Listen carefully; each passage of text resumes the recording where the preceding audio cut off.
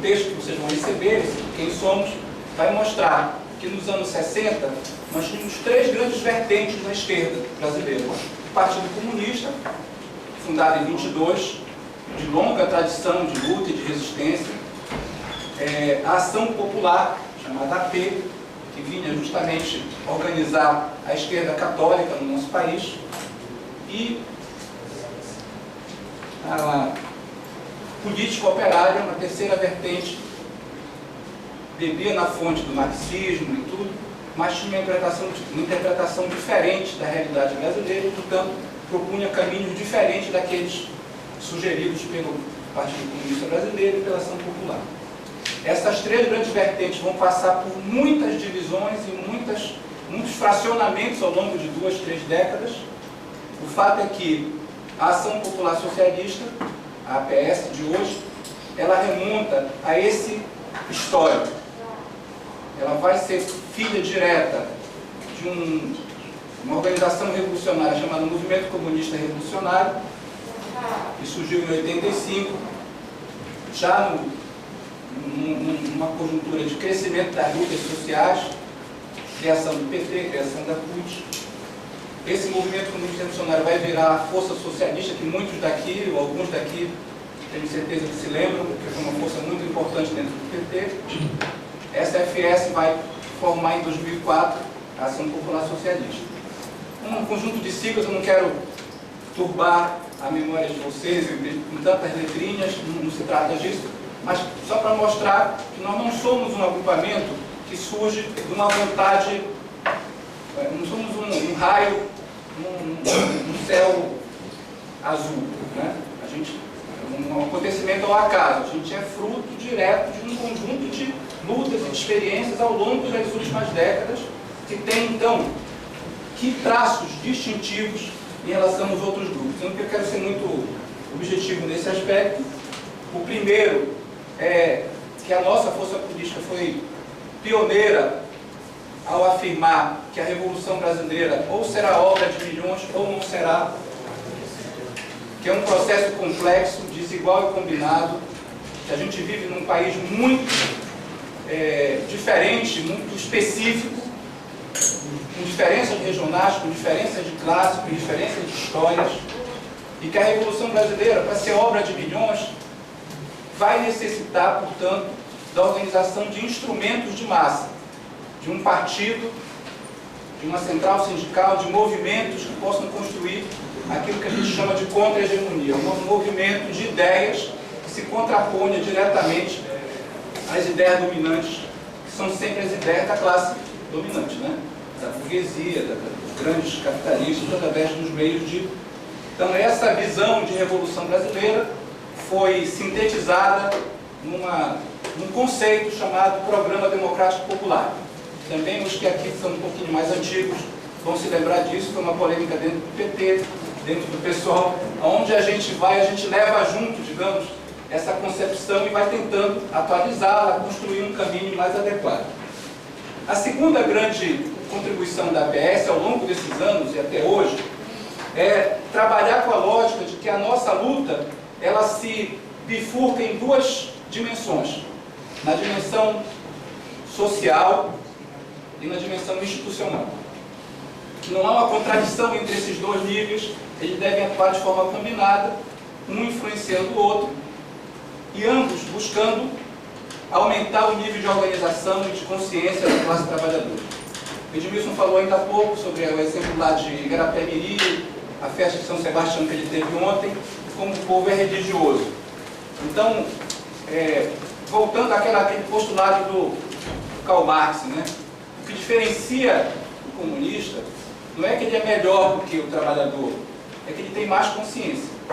É só isso, nada mais. Ele enxerga mais longe. Ele é o destacamento avançado da classe. Ele não é um setor apartado da classe.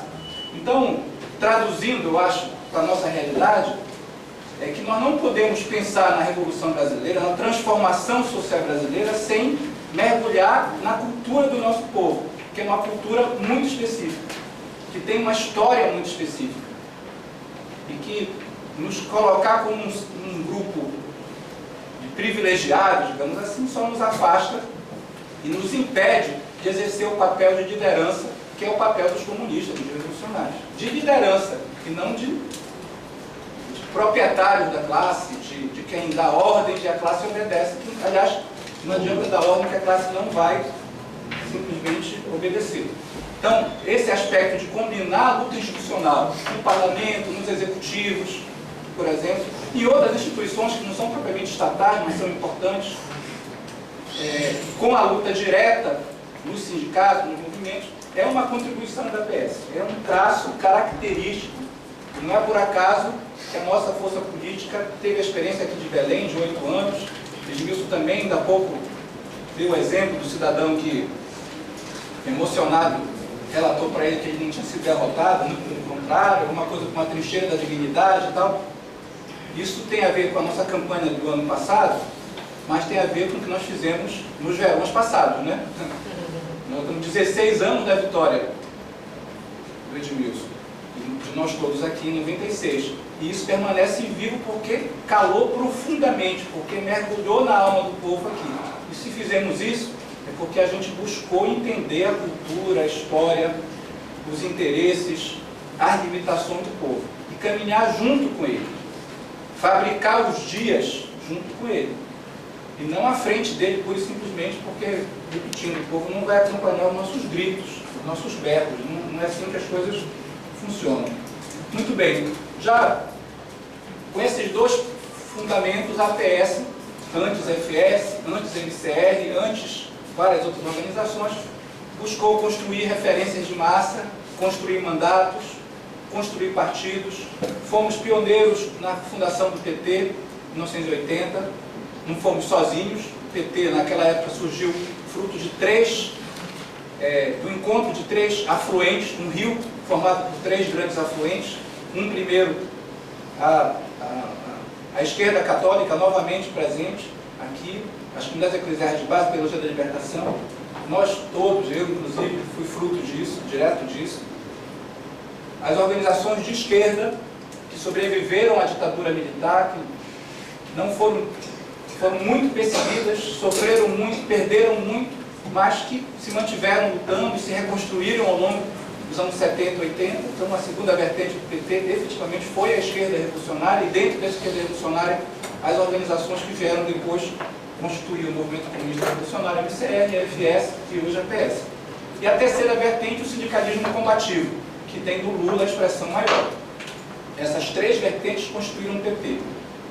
A APS, digamos assim, né? Nossos antepassados diretos aí estavam na criação do PT, ficamos 25 anos em 84, em 2004, desculpe, fundamos a APS, que foi a fusão de vários grupos com a FS, e em 2005 tomamos uma decisão muito importante e muito corajosa, que foi sair do PT por vontade própria e construir um outro partido, no caso o PSOL.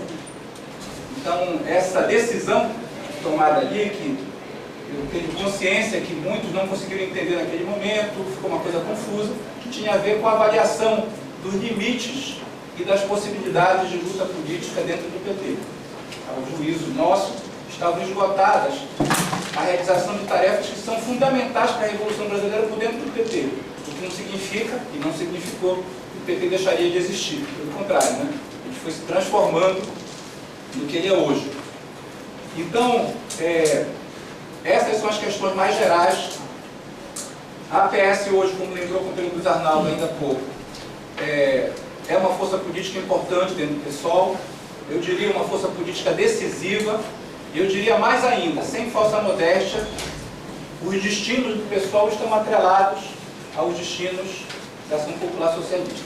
Ou seja, ele poder se transformar num partido socialista, de massas, democrático, que contribua com a Revolução Brasileira, tem a ver diretamente com a capacidade da Ação Popular Socialista conseguir manter e fortalecer e ampliar a condução política, a força política que ela possui hoje no PSOL. Temos a presidência nacional, através do companheiro Ivan Valente, maioria na executiva nacional, maioria no diretório nacional, porém, o partido como órgão vivo, a cada 2 anos, é chamado a conversar consigo mesmo, né? É chamado a renovar as suas posições políticas. Isso se faz de forma democrática, através dos congressos, que, por sua vez, são fruto da ação direta dos filiados. Então, o fato de nós termos o peso que nós temos hoje não nos deixa em posição de dormir em berço esplêndido. Muito pelo contrário, os desafios são muito grandes. A gente viu a eleição passada, a peça foi vitoriosa aqui, com a campanha de Edmilson, com a nossa eleição de vereadores. A companheira Meg, muito bem-vinda, está aqui conosco.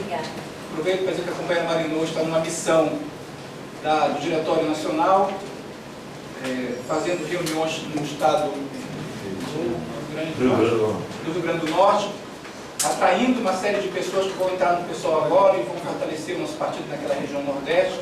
Portanto, não pode estar conosco, fisicamente, digamos assim, mas politicamente ela está bastante representada por todos nós aqui também.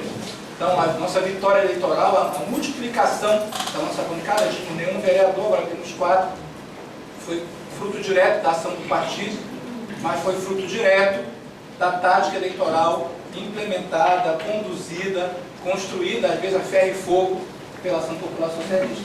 Então, é com base nesses desafios todos que eu gostaria de concluir essa primeira fala, reiterando a necessidade da gente mergulhar na leitura desses documentos, da gente procurar entendê-los, criticá-los, levantar seus pontos, suas lacunas, eventuais incoerências, mas também fixar aquilo que representa o fundamental para nós, representa o conteúdo mesmo daquilo que nos faz permanecer unidos, daquilo que nos faz dedicar esse sábado à essencial, à indispensável tarefa de aprender. E aprender juntos, que é a única forma desse aprendizado ser útil à luta do nosso povo. Muito obrigado, gente.